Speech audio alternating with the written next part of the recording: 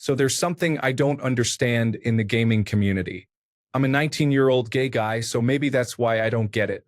Basically, I have a female friend that I have played video games with for a really long time now. She's one of my best friends.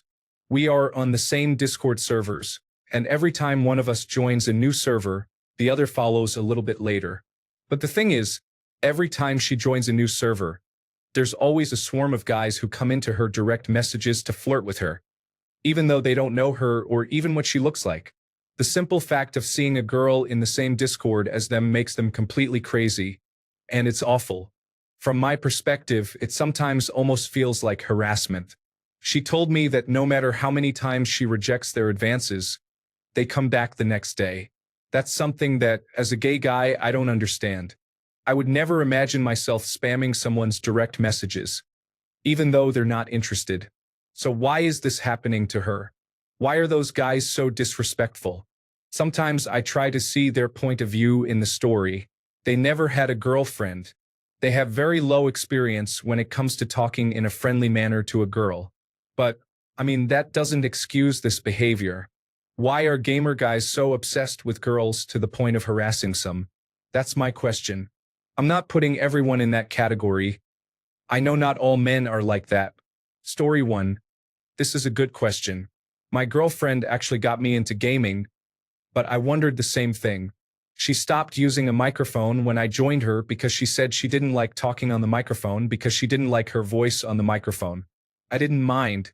Most people don't know she is a girl based on her tag on Xbox. However, her avatar is a girl. But in gaming, a female avatar isn't always indicative of a female gamer. But that doesn't stop guys from messaging her. They will take chances where they can. My favorite private message she got was, "I look like Sasuke." Story 2. In addition to other comments, I will say that relationships work well when both partners have shared interests. A lot of these people probably only play video games and have no other hobbies, or it's their number one favorite thing and they really want a girl who will play with them, not just because the man likes it, but because the woman genuinely enjoys the activity. I used to be the same way until I branched out into other hobbies. Now I have a wider array of interests, which helps with connecting to others. Story 3. A few reasons for that. 1. Some of those guys don't get to see girls a lot, so having one in reach is a rare occurrence. Some guys can't really talk to girls in real life but can in a chatroom-like setting. Usually, it shows their lack of experience once they start. Gamer girls are rare, and gamers like rare items. Gamer girls are also just about the dream come true for a lot of gamers. Story 4. In my opinion, it's because the basis of all of this is online, along with a mixture of other things. A few people have mentioned that there aren't many girls that guys get to interact with in those settings. For a lot of gamers, being social behind a screen is the most social they get. Then you have to think of the confidence that comes along with that. It is much easier to confidently say things to a girl behind the screen than in public.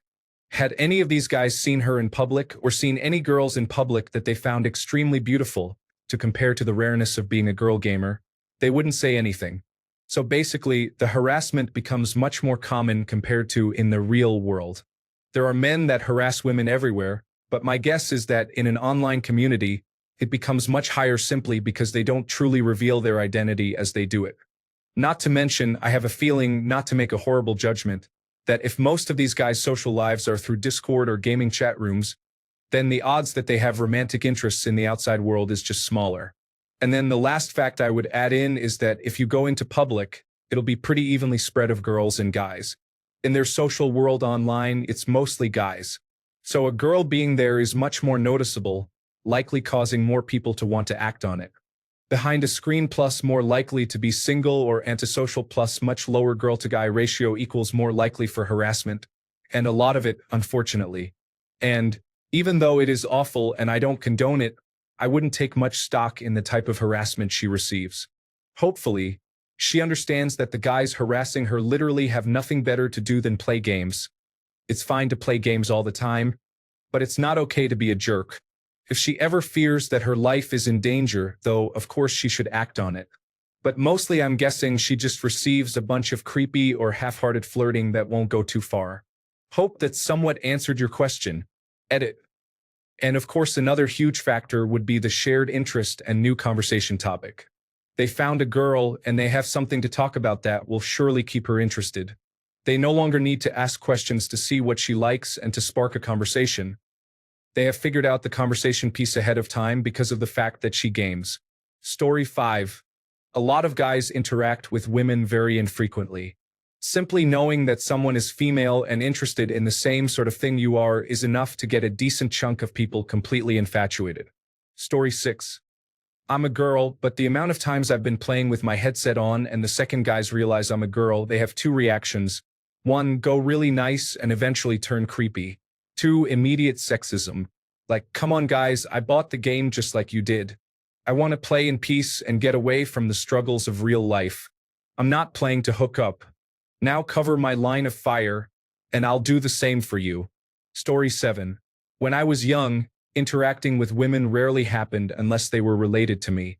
Study groups were segregated, sports teams were, and we were discouraged from making friends with the opposite gender in public school. When my mom found out girls played online games, chaos ensued. My first and last youth ministry meetup had girls in it, and that church was one my family immediately banned me from. Even though I was athletic and socially engaging, making friends didn't lead to the interaction necessary to develop interpersonal skills because I wasn't developing with the opposite gender. My family also blocked me from participating in sex education courses. Neat. I went the opposite way and supported banning women from our rating team because guys wouldn't focus on the game and instead were distracted by private messages. That wasn't the right decision to help create an environment of inclusion and was a byproduct of my lack of understanding and interaction. It wasn't until college that I worked on teams with women, started dating, had coworkers who were women, and began a crash course in developing the social skills desperately needed. To be honest, the sexual harassment videos at my workplace were the first time I'd been educated or had guidance on how to interact with women. Story 8. The big and obvious one is they're just lacking interaction with girls. Mix that with a safe environment for them where they can say what they want without fear of embarrassment or recourse. They let loose. On a broader scale, girl gamers are a bit of an anti-wife. Guys generally grow up to believe that their partners will try to hinder their gaming fun, along with other enjoyable hobbies guys have to settle down, etc. When they see a girl that shares a similar fairly degenerate hobby, they represent this unicorn-type person where they can get a partner without having to make any sacrifices. They don't really understand yet that that's not really how things work, and nobody is a unicorn. Story 9. They're probably lonely. I don't know. I'm not, so I don't really understand either. If it's teenagers, then I kind of understand because, as you mentioned, they don't usually understand how to be friendly to girls as well as their own friends. This probably got something to do with hormones as well. Story 10. The only viable excuse for it, in my opinion, is because they would, in fact, enjoy befriending or potentially dating a gamer girl since they have the same interests. As a straight guy, I find it pretty embarrassing to watch or listen to the way guys change their attitude towards girls when they're around and even how they change towards other guys when girls are around. It's pretty nuts and super awkward. You can tell the amount of insecurity and lack of female interaction they have when it happens. There's the macho or overcompensating guy, the loudest guy in the room guy, the flirty or creepy guy, the guy who only flirts with girls when they're alone, and the sexist guy. The best part is that almost none of these guys would ever say or act that same way in person. Which, I hate to belittle shyness, but it's kind of insane. And most of these same guys are unpleasant towards women. Also known as, "Where's my hug?" Story 11. A lot of guys who are really into gaming don't often get around girls in real life. You can kind of tell this with even some of the popular streamers. It's a lot easier to be social online. So finding a gamer girl is not only rare, and rare is very attractive to gamers, but being able to talk with one and flirt is like a rare added bonus. Story 12. It's simple economics. One girl to every 20 guys means she gets 20 times the attention. Just imagine if there were practically no guys on your server and on top of that, no guys that you would have normal social contact with in your day-to-day life. Then a guy shows up on your Discord. Wouldn't you at least try to say hello? Story 13. I got a life years ago, but I can tell you from experience. As a hardcore gamer, I was basically a loser living fantasies in virtual worlds. I had no chance with women, even if we had things in common. The catch is, I wasn't self-aware enough to notice how bad it was. So when I finally saw a girl with the same interests as me, I thought, oh boy, this is my chance. It's absolutely a needy and alienated behavior. Too long. Didn't read. A lot of needy guys without a clue. Story 14. Supply and demand. For every 4 guys who like gaming, there is 1 girl. Closer to 10 to 1 if we are talking about non-mainstream games. Trying to bond with a regular girl who largely enjoys going out partying or drinking, etc., as her main hobby can be very unattractive in comparison. Story 15. First of all, this is not really unique to gaming. Anytime a woman shows up in a male-dominated group, she will get showered with attention. I see it at the gym too when a girl wanders into the weight area. It's just how the heterosexual dynamic works. Men have to cast a wide net to get some because women are picky and don't really sexualize men like men do women.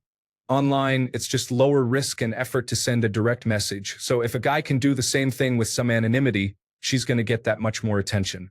There might be only 1 in 1,000 chance that she'll respond well to it, but the low effort is worth the possible reward.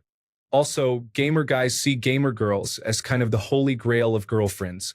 Most of the time, men don't have a ton in common with women. Too long. Didn't read. Straight dudes are very eager. Story 16. Why do guys want to date girls who like games and then insist that they aren't real gamers or pretend to like it for attention? I was in the gaming industry for a bit, and I've always loved games. They are, without a doubt, my biggest hobby and passion. Voice acting, level design, physics, whatever, I love it. When I would go on dates with guys from, say, Tinder, I had in my profile that I really liked games. In person, though, they never seemed to think that was serious, and if I insisted I really wanted to talk about it, they'd begin almost testing me. It was very off-putting. Story 17. Gamer guys, on average, do not have many options in real life, so when they see a girl they can flirt with through a message, they immediately do so. It's low risk since they are only connected electronically to the girl. Story 18. Because the kind of people who do fall into the category you were talking about are still fairly ostracized and lack social skills and are so desperate for romantic interaction that they will throw hundreds or thousands of dollars at certain streamers who do not interact with them directly except to thank them for tips. Ever felt invisible?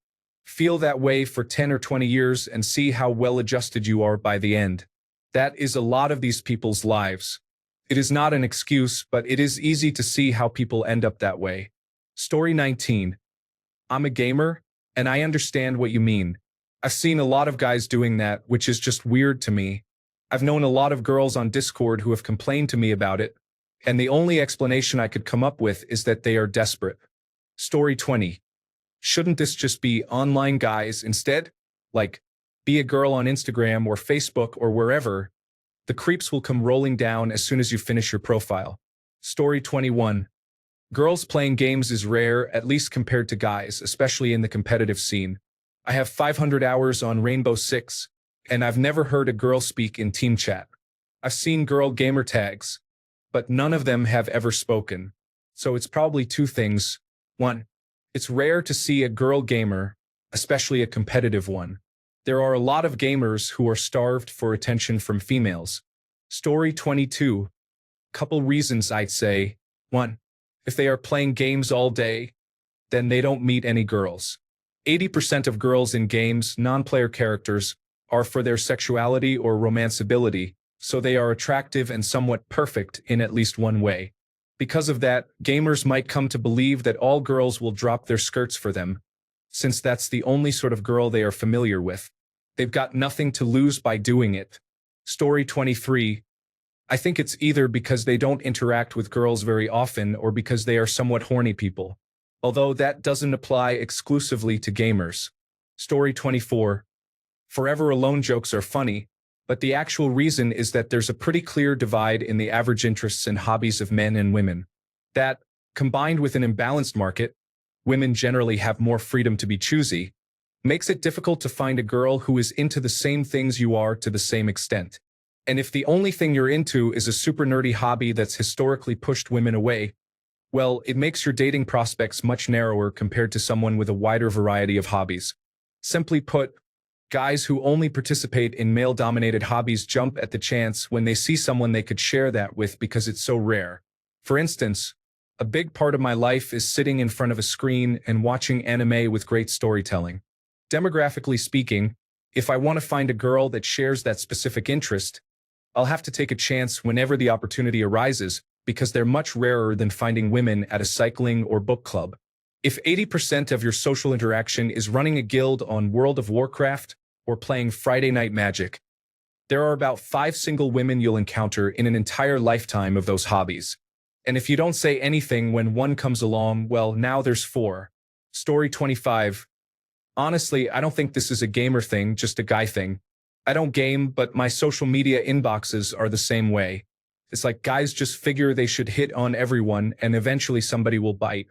Story 26. Because many gamers and other people with nerdy interests have a huge history of being mocked for their hobbies and interests, especially by girls. Story 27. That's one reason I don't play online. Most online play is quite bad with underage kids cursing and the your mom jabs, which can get quite bad. White knight neckbeards are the worst in this. That kind of treatment over any gamer girl shows how many irresponsible parents are raising weak male children. Story 28. 1. They are socially awkward and have no clue how to approach a woman in real life, but on the internet, they're anonymous, which empowers them. It's the same reason they're complete jerks to other players in the game but seem nice in real life. The absence of vulnerability and consequences is a drug to them. Men are obsessed with girls in general, and younger men more so because they lack anything resembling self-control, and gamers even more than that because they spend less time socializing with girls in general. They think they have a chance. It's the same mechanic as catcalling.